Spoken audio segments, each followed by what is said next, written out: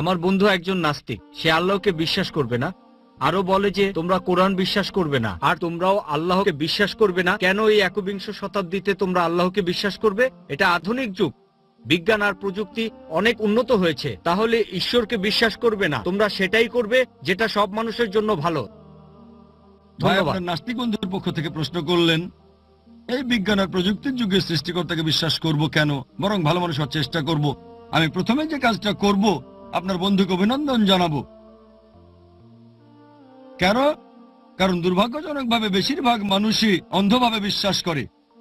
এই লোক হিন্দু কারণ তার বাবা হিন্দু, ওই লোক খ্রিস্টান কারণ তার বাবা খ্রিস্টান, আবার কেউ হয়তো মুসলিম কারণ তার বাবা মুসলিম। আপনার এই নাস্তিক বন্ধু এটা নিয়ে চিন্তা করেছে।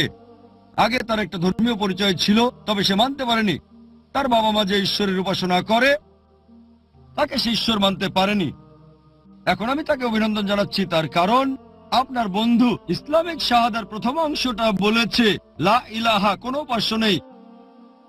এখন আমাকে তার সামনে প্রমাণ করতে হবে যে ইল্লাল্লাহ, আল্লাহ ব্যতীত, সেটা আমি করবো ইনশাআল্লাহ। তাহলে এখানে অর্ধেক কাজ হয়ে গেছে। অন্যান্য অমুসলিমের ক্ষেত্রে প্রথমে আমাকে প্রমাণ করে দেখাতে হবে যে নকল ঈশ্বরের উপাসনা করছে সে, তারপর আল্লাহ তাআলার অস্তিত্ব প্রমাণ করতে হবে। আর এই অমুসলিম হচ্ছে নাস্তিক। আমার অর্ধেক কাজ হয়ে গেছে, সে অলরেডি ইসলামিক শাহাদার প্রথম অংশটা বলেছে লা ইলাহা, কোনো উপাস্য নেই। এখন প্রমাণ করতে হবে ইল্লাল্লাহ, আল্লাহ ব্যতীত, সেটা আমি করবো ইনশাআল্লাহ। বললেন যে আপনার বন্ধু বিজ্ঞান প্রযুক্তিতে বিশ্বাস করে আর পৃথিবী এগিয়ে যাচ্ছে। আমি তাকে একটা প্রশ্ন করতে চাই। ধরেন একটা নতুন যন্ত্র তার সামনে রাখা হয়েছে যেটা পৃথিবীর কোনো মানুষ আগে দেখেনি। তখন আপনার বন্ধুকে যদি প্রশ্ন করা হয় এই যন্ত্রটা কিভাবে কাজ করবে, সে ব্যাপারে তোমাকে সবার প্রথমে কে জানাতে পারবে যেটা পৃথিবীর কোনো মানুষ আগে দেখেনি? কে প্রথম বলতে পারবে? তখন আপনার নাস্তিক বন্ধু হয়তো বলবে উৎপাদনকারী, অথবা হয়তো বলবে আবিষ্কারক, অথবা সে বলবে স্রষ্টা, অথবা সে বলবে কারিগর। এইরকম একটা কিছু বলবে সে, হয় স্রষ্টা, কারিগর, উৎপাদনকারী, আবিষ্কারক, সে এরকমই কিছু একটা বলবে। আর দ্বিতীয় লোক, সেই স্রষ্টা বা আবিষ্কারক ব্যাপারটা যাকে জানাবেন সে হবে দ্বিতীয় লোক। তবে প্রথমে বলতে পারবে স্রষ্টা, উৎপাদনকারী বা আবিষ্কারক। এই উত্তরটা আপনি মনে রাখবেন। তাকে পরে প্রশ্ন করেন যে আমাদের এই বিশ্বজগৎ কিভাবে সৃষ্টি হয়েছিল। সে আপনাকে বলবে যে বিজ্ঞান উন্নত হওয়ার পরে এখন আমরা জানতে পেরেছি যে আমাদের বিশ্বজগৎ এটা প্রথমে ছিল ছোট একটা বিন্দু, তারপরে একটা বিস্ফোরণ হলো, সবকিছু আলাদা হয়ে গেল এবং সৃষ্টি হলো গ্যালাক্সি, নক্ষত্র, সূর্য, চাঁদ, আরো বিভিন্ন গ্রহ। এটা কবে জানতে পেরেছি? সে আপনাকে বলবে এটা 1973 সালের কথা। একদল বিজ্ঞানী তারা বলেন বিগ ব্যাং এর মাধ্যমে বিশ্বজগৎ সৃষ্টি হয়েছে। আপনি তাকে বলবেন বিজ্ঞান যে জিনিসটা জানতে পেরেছে মাত্র 35-36 বছর আগে, পবিত্র কোরআন সেটা বলেছে 1400 বছর আগে। সূরা আম্বিয়া অধ্যায় নম্বর 21 আয়াত 30 বলা হয়েছে, আওয়ালাম ইয়ারাল্লাযিনা কাফারু, অবিশ্বাসীরা কি দেখে না আন্না সামাওয়াতি ওয়াল আরদা কানাত রাতকান সাকনাহুমা, আকাশমণ্ডলী ও পৃথিবী মিশেছিল, আমি তাদের আলাদা করে দিলাম। পবিত্র কোরআনে 1400 বছর আগে। কে এই কথাগুলো বলতে পারেন? সেই নাস্তিক হয়তো বলবে এটা হঠাৎ করে মিলে গেছে। তর্ক করবেন না, বলে যান।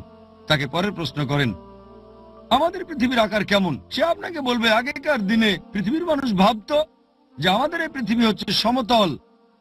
এরপর 1579 সালে স্যার ফ্রান্সিস ড্রেক জাহাজে পুরো পৃথিবী ঘুরে এসে প্রমাণ করলেন যে পৃথিবী বর্তুলাকার। আপনারা এটা জেনেছেন 1579 সালে, মানে প্রায় 400 বছর আগে। কোরআন একথা বলেছে 1400 বছর আগে। পবিত্র কোরআন বলছে সূরা নাজিয়াত অধ্যায় নম্বর 79 আয়াত নম্বর 30, ওয়াল আরদা বাদা যালিকা দাহাহা, তারপর আমি পৃথিবীকে বানিয়েছি ডিম্বাকৃতি।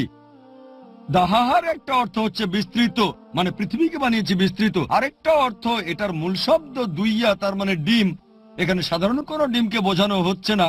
এখন আমরা জানি যে পৃথিবী বলের মতো গোলাকার নয়, এটা পূর্বে আর পশ্চিমে চাপা। পৃথিবী দেখতে অনেকটা বর্তুলাকার। আর আরবি শব্দ দাহাহা দিয়ে সাধারণ কোনো ডিমকে বোঝানো হচ্ছে না, নির্দিষ্ট করে বলা হয়েছে উট পাখির ডিমকে। আর আপনারা যদি উট পাখির ডিম ভালো করে দেখেন তাহলে দেখবেন যে এটাও বর্তুলাকার। চিন্তা করেন, পবিত্র কোরআন বলেছে পৃথিবী বর্তুলাকার, এটা বলেছে 1400 বছর আগে। আপনার বন্ধুকে বলবেন কোরআনে এই কথাটা কে বলতে পারেন? সে তখন বলবে হয়তো তোমাদের নবী মোহাম্মদ সাল্লাল্লাহু আলাইহি সাল্লাম খুব বুদ্ধিমান ছিলেন। তর্ক না, বলে যান। তাকে বলেন চাঁদের আলোটা তার নিজস্ব নাকি প্রতিফলিত আলো? আপনার বন্ধু তখন বলবে আগেকার দিনের মানুষ ভাবতো চাঁদের আলোটা তার নিজস্ব আলো। এই কিছুদিন আগে, 100 বছর আগে, 200 বছর আগে, 300 বছর আগে আমরা জানতে পেরেছি যে চাঁদের আলোটা তার নিজস্ব আলো নয়, প্রতিফলিত আলো। আপনারা যেটা জেনেছেন কিছুদিন আগে, কোরআন সেটা বলেছে 1400 বছর আগে।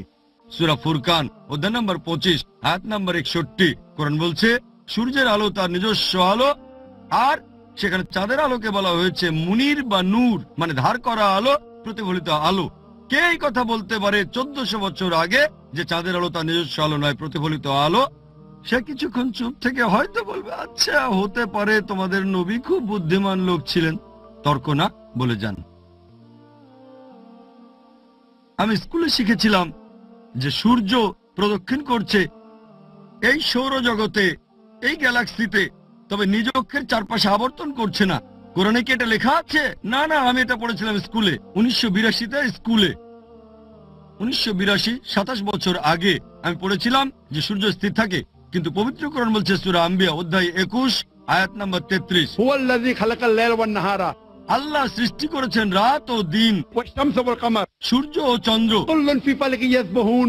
প্রত্যেকেই বিচরণ করে তার নিজ নিজ কক্ষপথে। আরবি শব্দ ইয়াসবাহুন, এটা দিয়ে চলন্ত কোনো কিছুর গতিকে বোঝানো হয়। কোরআন বলছে সূর্য আর চাঁদ প্রদক্ষিণের পাশাপাশি তাদের নিজ অক্ষের চারপাশে আবর্তিত হচ্ছে। আর বিজ্ঞান এখন জানতে পেরেছে যে নিজ অক্ষের চারপাশে ঘুরে আসতে সূর্যের প্রায় 25 দিন সময় লাগে।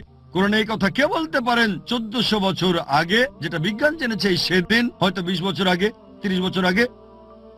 সে কথা বলবে না, উত্তরের অপেক্ষায় থাকবেন না, আপনি বলে যান। কোরআন বলছে আকাশের কথা। আল্লাহ তাআলা আকাশকে বানিয়েছেন সুরক্ষিত ছাদ, এটা ছাড়া পৃথিবীতে প্রাণী বাস করতে পারতো না। সূরা আম্বিয়া অধ্যায় নম্বর 21 আয়াত নম্বর 32 কোরআন বলছে পানিচক্র সম্পর্কে। এটা অনেক জায়গায় বলা হয়েছে। সূরা জুমার অধ্যায় নম্বর 39 আয়াত নম্বর 21, সূরা রুম অধ্যায় 30 আয়াত 24, সূরা হিজর অধ্যায় 15 আয়াত 22, সূরা মুমিনুন অধ্যায় 23 আয়াত 18, সূরা নূর অধ্যায় 24 আয়াত 40, সূরা আরাফ অধ্যায় 7 আয়াত 57। অনেক জায়গায় পবিত্র কোরআনে পানিচক্র সম্পর্কে একেবারে বিস্তারিত বলা হয়েছে। কে 1400 বছর আগে এই কথাগুলো বলতে পারেন? সে কথা বলবে না, সমস্যা নেই, আপনি বলে যান। কোরআন বলছে বায়োলজি সম্পর্কে, প্রাণবান সবকিছু সৃষ্টি করলাম পানি থেকে। কোরআন বলছে বোটানি সম্পর্কে, যে আমি সব গাছপালা সৃষ্টি করেছি জোড়ায় জোড়ায়, তার মানে হচ্ছে দুটো লিঙ্গ, পুরুষ ও স্ত্রী। সূরা তাহা অধ্যায় নম্বর 20 আয়াত নম্বর 53 কোরআন বলছে প্রাণীদের সৃষ্টি করা হয়েছে পানি থেকে। সূরা নূর অধ্যায় নম্বর 24 আয়াত নম্বর 45 কোরআন বলছে যে মানুষও সৃষ্টি করেছে পানি থেকে। সূরা ফুরকান অধ্যায় নম্বর 25 আয়াত নম্বর 54। এছাড়াও কোরআন বলছে জেনেটিক্স নিয়ে, যে পুরুষের শুক্রাণু সন্তানের লিঙ্গ নির্ধারণ করে। সূরা নাজম অধ্যায় নম্বর 53 আয়াত 45 ও 46। এছাড়াও সূরা কিয়ামা অধ্যায় নম্বর 75 আয়াত 37 থেকে 39 কোরআন বলছে ভ্রূণবিদ্যা সম্পর্কে। কোরআন বলছে জিওলজি সম্পর্কে, বলছে সমুদ্রবিদ্যা সম্পর্কে। এ বিষয়ে কয়েক ঘন্টা লেকচার দিতে পারি। কোরআনের বৈজ্ঞানিক তথ্য বলার পরে আপনার বন্ধুকে আপনি বলেন কোরআনে কে এই কথাগুলো 1400 বছর আগে বলতে পারে, সে তখন একটা উত্তরই দেবে, সেটা স্রষ্টা, উৎপাদনকারী, কারিগর, আবিষ্কারক। এই স্রষ্টা, এই উৎপাদনকারী, এই কারিগর, আমরা মুসলিমরা তাকে বলি আল্লাহ, বলি স্রষ্টা। বর্তমানের বিজ্ঞান ঈশ্বরকে বাদ দিচ্ছে না, ঈশ্বরের কিছু মডেলকে বাদ দিচ্ছে। লা ইলাহা ইল্লাল্লাহ। এ কারণে একজন বিখ্যাত দার্শনিক ফ্রান্সিস বেকন তিনি বলেছেন, বিজ্ঞান সম্পর্কে অল্প জানলে আপনি হবেন নাস্তিক, তবে বিজ্ঞান সম্পর্কে বেশি জানলে সৃষ্টিকর্তার কাছাকাছি চলে আসবেন। আপনার বন্ধুকে আমার ভিডিও ক্যাসেট দেখতে বলবেন, is the Quran God's word আর কোরআন এন্ড মডার্ন সায়েন্স। এখানে আমি প্রমাণ করেছি আল্লাহ সুবহানাহু ওয়া তাআলার অস্তিত্ব। আশা করি উত্তরটা পেয়েছেন।